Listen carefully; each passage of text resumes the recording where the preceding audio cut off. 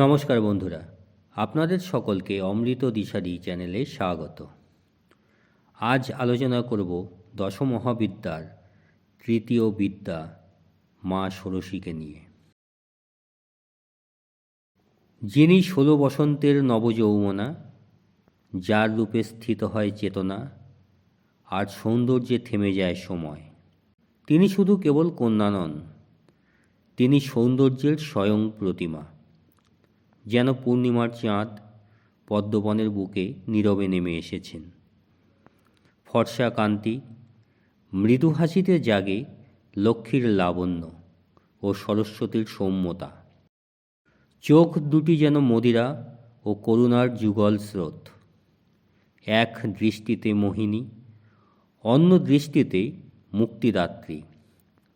অলোকেশ চন্দনের সুবাস ললাটে জ্বলজ্বল করে জ্ঞান ও কামনার মধ্যবর্তী সেই গূঢ় তৃতীয় তত্ত্ব।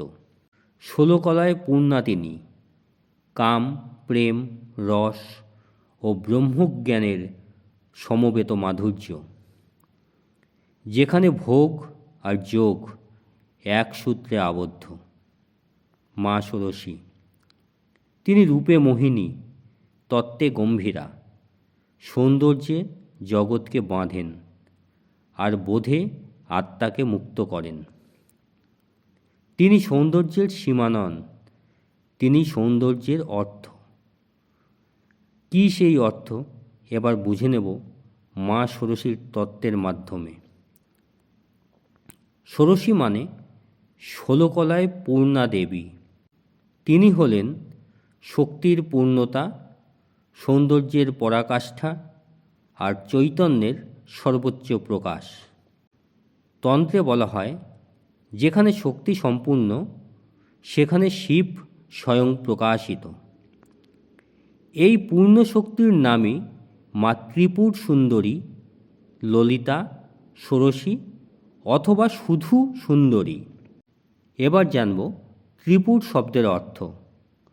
মা ত্রিপুর সুন্দরী হলেন স্থূলদেহ, সূক্ষ্মদেহ আর কারণদেহ। এই 3 পুরের সৌন্দর্যের অধিষ্ঠাত্রী বলেই তিনি ত্রিপুর সুন্দরী। তাহলে 16 কলা কি? আসুন তাহলে সেটি জেনে নিই। মানুষের চেতনায় আছে 16টি স্তর, যেমন ইচ্ছা, জ্ঞান, ক্রিয়া, সৃষ্টি, অনুভূতি, লজ্জা, ভয়, সাহস, প্রেম, আনন্দ, দুঃখ, কামনা, বৈরাগ্য, বোধ, করুণা ও মোক্ষবোধ। এই সবগুলো পূর্ণ সমন্বয়ই ষোড়শী। এবার দেখে নিই শিব ও শক্তি ঐক্য। ষোড়শী তত্ত্ব বলে, শক্তি ছাড়া শিব নিষ্ক্রিয়, শিব ছাড়া শক্তি অন্ধ।